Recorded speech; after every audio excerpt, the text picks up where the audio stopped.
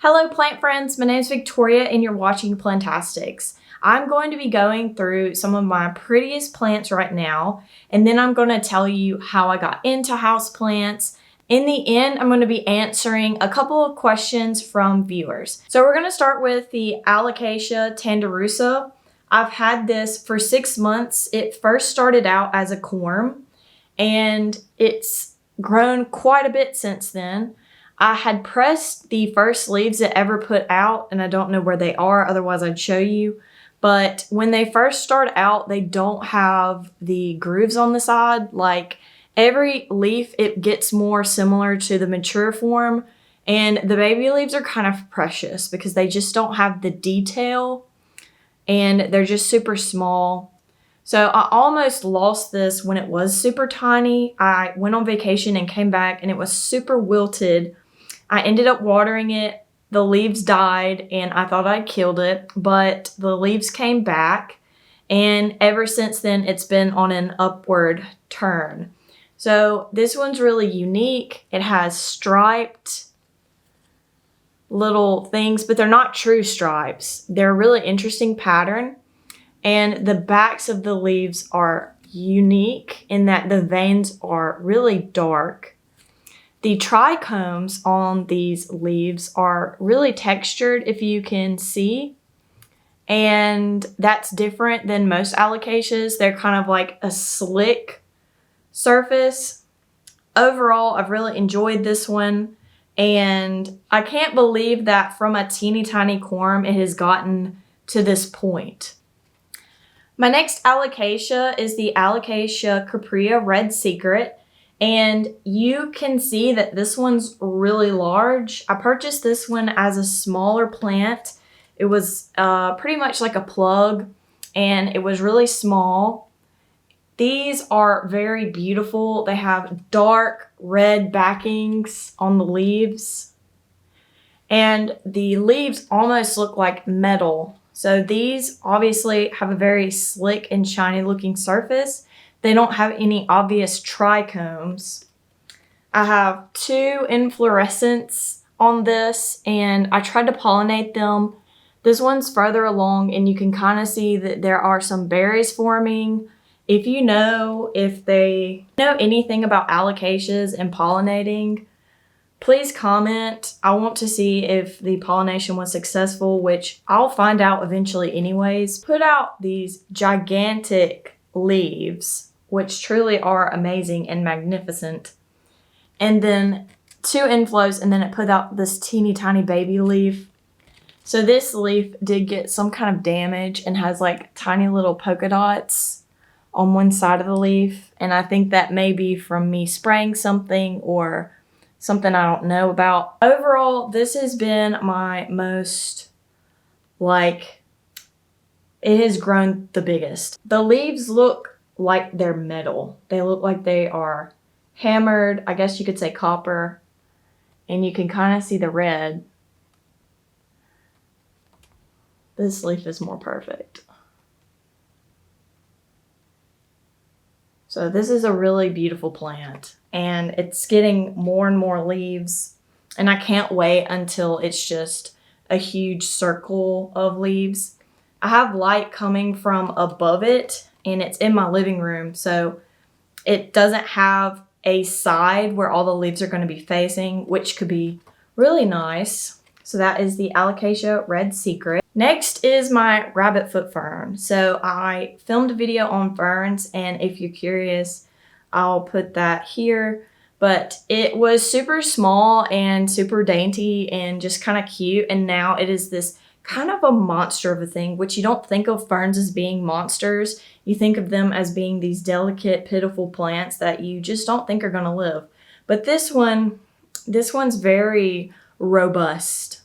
And everyone has gotten fertilized, I think 3 times, and I've been doing that every 2 months. So this one is really, really growing. So you can see they call it a rabbit foot fern because it has these cute little feet.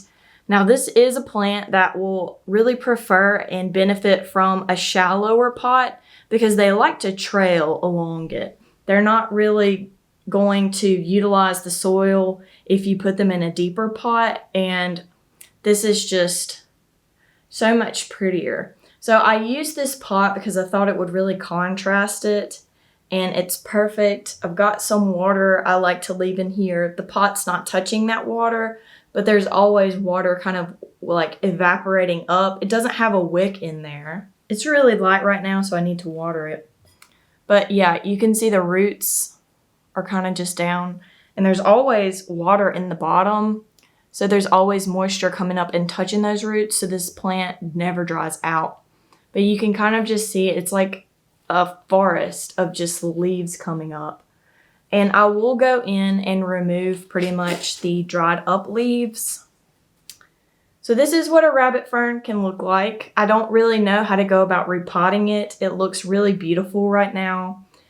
So I'm just going to leave it like it is and hope it continues on this path because it's so pretty and I don't want to mess it up. Next is my prayer plant. It is beautiful. I have two different varieties in here. I have the red stripe and the lemon lime. And you can see that the lemon lime is kind of just like taken over more so. It was a larger plant already when I put them in here. So you'll notice that this one also has like a similar shape. And that's simply because with this one, I actually do have a wick in here. And we've got quite a bit of roots coming down. So these larger, chunkier looking roots are actually rhizomes. And I have been having leaves form underneath the pot and in the water. And what I've been doing is cutting them off and putting them in the soil. Like this teeny tiny leaf, that was one that I cut. It was really weird. They were solid white, obviously, because they weren't getting light because they were hidden. So the reason this is so full and lush is because it has had a lot of time with me. I think I've had this for a year. So all of these plants I've had for either 6 months or more or a year. And this is just what like super consistent care and figuring out what works for you can kind of look like.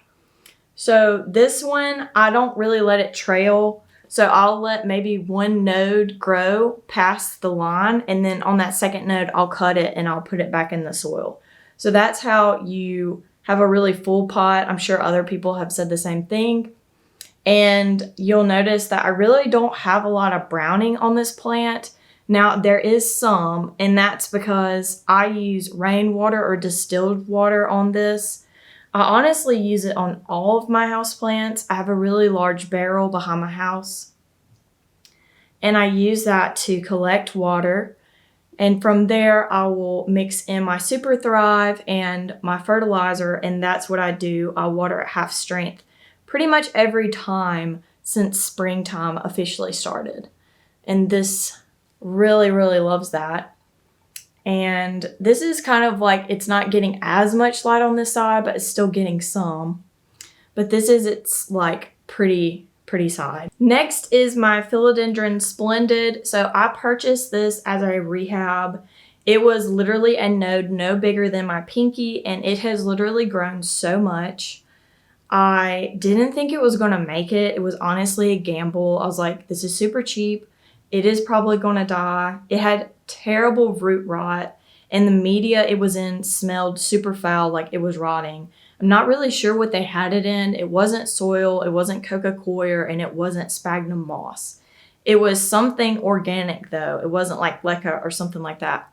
So this is the most perfect leaf that is put out.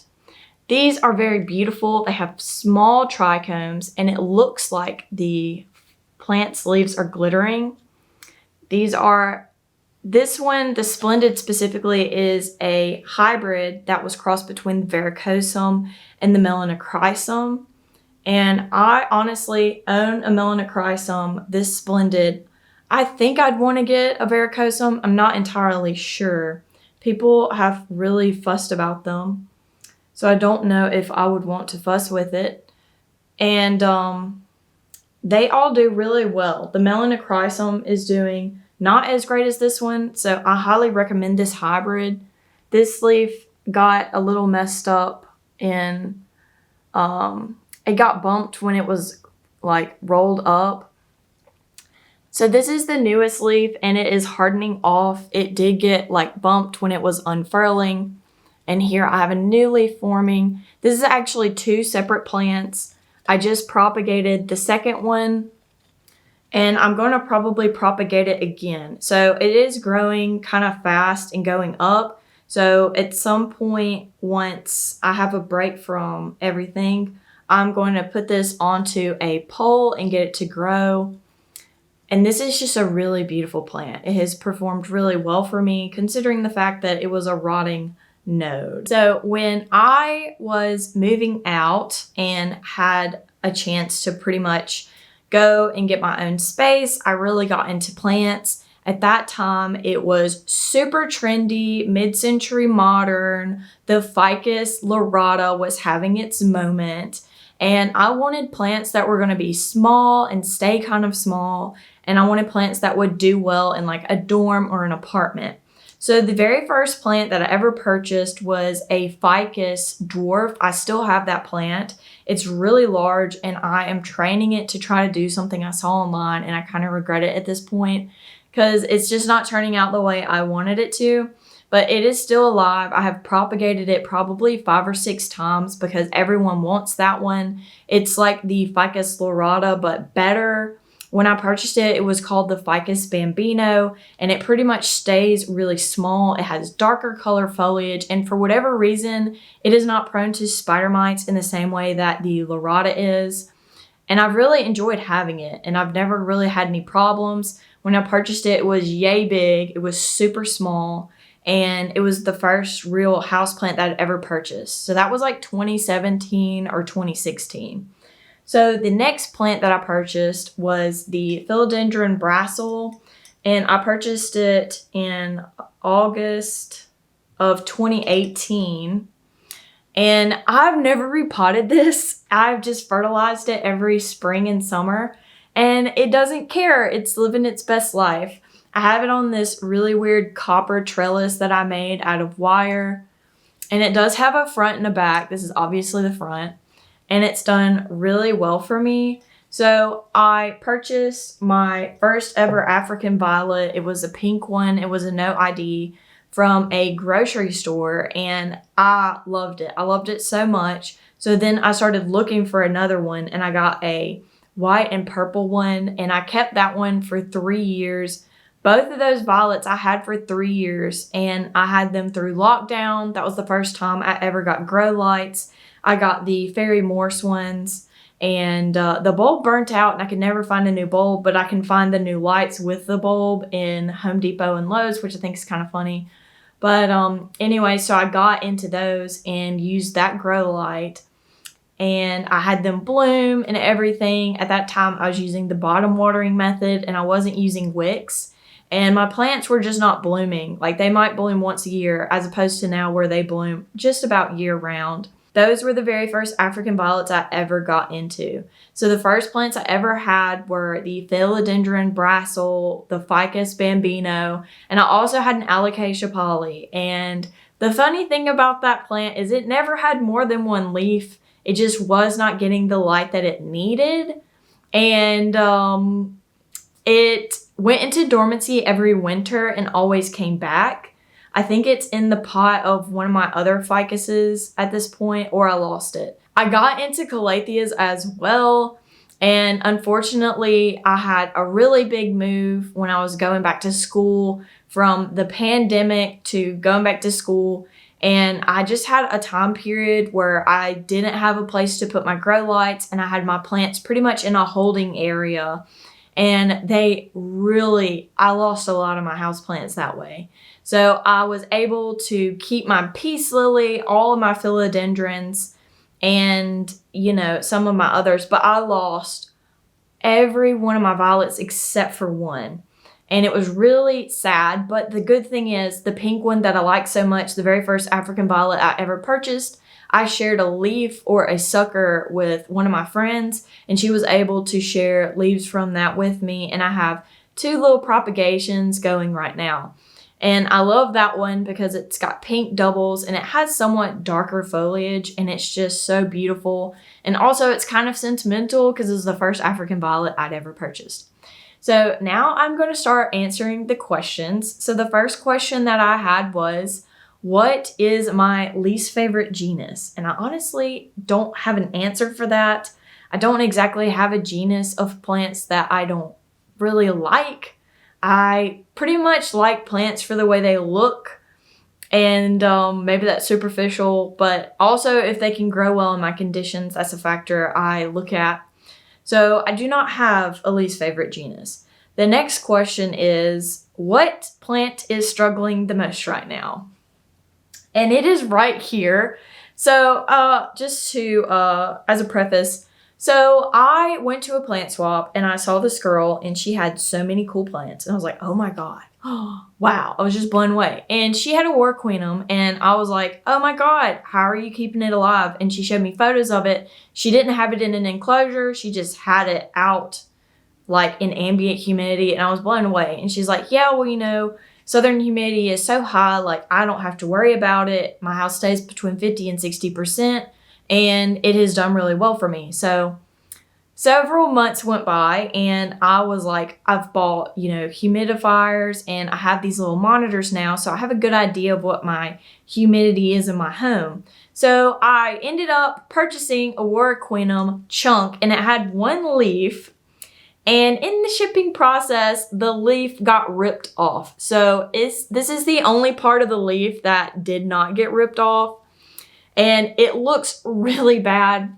So it was actually a chunk, like a really big chunk. It was like 4 or 5 inches of a chunk. So I chopped it up with a knife and I have those in a prop box right now. But I have a teeny tiny little growth point here where a new leaf is forming. And I'm super excited about that. But yeah, this plant, honestly, it had a brand new, like it was just hardening off leaf. And it just got ripped off in shipping. Somehow it got ripped in shipping. And when I opened the box, it was just like a tragedy. Anyway, so it will make a comeback and hopefully I'll be able to grow one like the girl at the plant swap. So the next question is, what is a plant that I cannot keep alive? So I recently went to the botanical garden and I saw this plant and I was like, oh my gosh, that is beautiful. I've got to have it. So I got that jewel orchid and I put it in my terrarium. Well, my terrarium, as I have learned, has dry spots on its back wall. And then it also has spots that are like super like wet. And I did my best to promote drainage in building it, but apparently it was not enough. So I put these jewel orchids in little plugged in spots where they were just getting too much water and they got root rot. So then I propagated them and I've put them back in the terrarium and now they're in a place where they're going to get less water. And I hope that they are able to live. But basically what happened was, if you're not familiar with jewel orchids, they are long and they have several nodes. They're very different from other orchids that I have owned in that if you kill or rot most orchids like a phalaenopsis, you're kind of SOL. Like you're really not going to be able to bring it back. But with the jewel orchids, they have segments. So even though I had a serious case of root rot, I was able to cut that part off and propagate it and still have a plant. So that's what I did, and it's in there, and I will hopefully be able to get it to thrive. So yeah, that is my history of plants, and thank you so much for watching. Be sure to like and subscribe, and I will be seeing you next time. Goodbye.